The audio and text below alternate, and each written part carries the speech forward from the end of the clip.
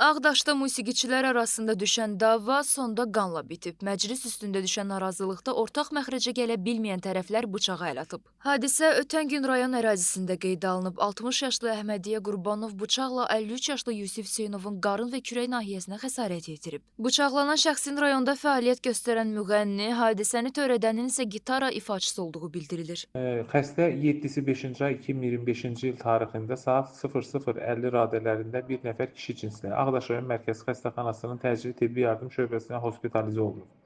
1972-ci il təvəllüdlü şəxsə sol qabırğa altı nahiyənin sol saydın bayır səthinin bel nahiyəsinin kəsilmiş, deşilmiş yaralar diaqnozu təyin edilib.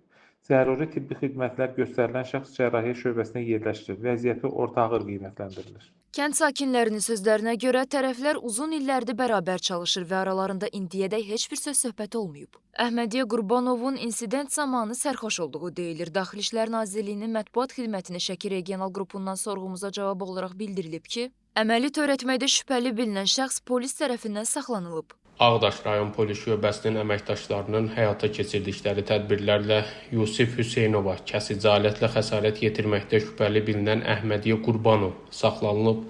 Zərər çəkmişin xəsarətləri ilə bağlı məhkəmə tibbi ekspertizası təyin olunub və hazırda faktla bağlı istintaq araşdırmaları davam etdirilir.